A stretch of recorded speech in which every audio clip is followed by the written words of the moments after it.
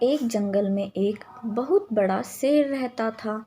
वह शिकार पर निकलता तो जंगल के बहुत सारे जानवरों को मार देता था। इस कारण जंगल के सभी जानवर दुखी थे। जंगल के सभी जानवरों ने इसका उपाय सोचने के लिए सभी को एकत्रित किया।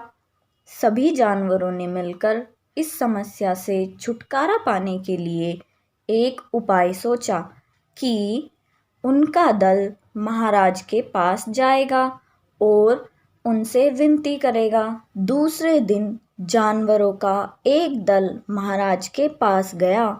शेर ने अपनी ओर जानवरों का एक दल आते देखकर जोर जोर से दहाड़े लगाई और बोला, क्या बात है, तुम सब यहाँ क्यों आ रहे हो? दल के मुखिया ने कहा, महाराज, हम सब आपकी प्रजा हैं, आप हमारे राजा हैं। आप शिकार पर निकलते हैं तो आप बहुत सारे जानवरों को मार डालते हैं, जिसके कारण हमारी संख्या बहुत कम होती जा रही है। इस प्रकार हम कुछ दिनों में खत्म हो जाएंगे। उसके पश्चात इस जंगल में केवल आप ही रह जाएंगे। बिना प्रजा के राजा किस काम का? हम सदैव आपको राजा के रूप में देखना चाहते हैं। अतः हम सबकी विनती है कि आप अपनी गुफा में ही रहा कीजिए। हम आपके भोजन के लिए सदैव एक एक जीव को आपके पास भेजते रहेंगे। शेर ने कुछ देर सोचा और बोला, मुझे तुम सब की बात मान लेनी चाहिए, पर मेरी एक शर्त है। यदि किसी दिन तुम सब ने मिलकर मेरे भोजन के लिए पर्याप्त जीव को मेरे पास नहीं भेजा तो मैं अपनी मनमर्जी से जितने चाहूँगा उतने जीवों को मार डालूँगा। जानवरों के पास शेर की शर्त मानने के अलावा कोई मार्ग न था, इसलिए उन्होंने महाराज की शर्त को मान लिया। उस दिन के पश्चात जंगल के सभी जानवरों में से एक एक जानवर को प्रत्येक दिन शेर के पास भोजन के लिए भेजा जाता रहा। एक दिन एक नन्हे खरगोश की बारी आई। वह खरगोश शरीर से तो बहुत छोटा था, किंतु उसके पास बुद्धि बहुत थी। उसने सोचा, वैसे भी आज मरना ही है, क्यों ना अपनी जान बचाने के लिए कोई ना कोई उपाय किया जाए।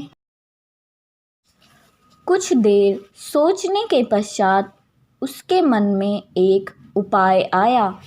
वह खरगोश धीरे धीरे शेर की गुफा की ओर चलता गया।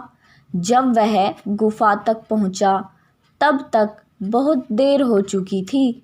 शेर का भूख के मारे बुरा हाल हो गया था।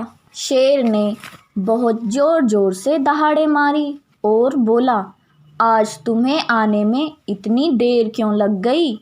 और इतने से भोजन से मेरा क्या होगा?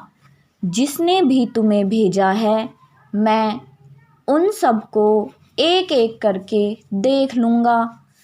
एक तो समय पर भोजन नहीं भेजा और इतना छोटा सा जीव मेरे लिए भेजा। खरगोश ने नम्रतापूर्वक महाराज के आगे झुका और बोला, महाराज, जंगल के सभी जानवरों ने मिलकर आपके लिए 5 खरगोश भेजे थे और हम सब आपके पास समय पर आने वाले थे, किंतु मार्ग में हमें एक अन्य शेर ने रोक लिया और मेरे 4 साथियों को मारकर खा लिया। वह मेरे को भी खाना चाहता था, किंतु मैंने उसके सामने आपका जिक्र किया कि हमारे महाराज तुम्हें नहीं छोड़ेंगे, तुमने उनका भोजन खाया है। उस शेर ने हंसकर उत्तर दिया, इस जंगल का राजा तो मैं हूँ, कोई दूसरा शेर राजा नहीं है। उसने मुझे आपको उसके सामने ले जाने के लिए भेजा है। महाराज ने जोर जोर से दहाड़ लगाई। उन दलों के कारण पूरा जंगल दहल उठा और बोला, दूसरा शेर, वह कौन है? इस जंगल का राजा तो मैं हूँ। कहाँ है वह दूसरा शेर? मुझे तुम उसके पास ले चलो, मैं उसके टुकड़े टुकड़े कर दूंगा। खरगोश महाराज को लेकर एक कुएं के पास गया और बोला, जब हम आपके पास आ रहे थे तभी वह शेर यहीं था। लगता है आपको देखकर शेर इस गुफा में छिप गया है। महाराज सावधान रहिए, कुएं में छिपा हुआ शत्रु खतरनाक होता है। जब शेर ने कुएं के अंदर झांका तो पानी में उसकी परछाई दिखाई दी। शेर ने सोचा, यह अवश्य ही दूसरा शेर है। जब शेर ने दहाड़ लगाई तो कुएं में दहाड़ गूंजी। शेर ने सोचा, दूसरा शेर मुझे लड़ाई के लिए ललकार रहा है। शेर ने आओ देखा न ताओ और कुएं में कूद गया। शेर कुएं की दीवार से टकराकर पानी में जा गिरा। कुछ देर छटपटाने के पश्चात उस शेर की मृत्यु हो गई। सारे जंगल में शेर की मृत्यु की बात आग की तरह फैल गई। सभी जानवर मिलकर खरगोश की जय जयकार करने लगे।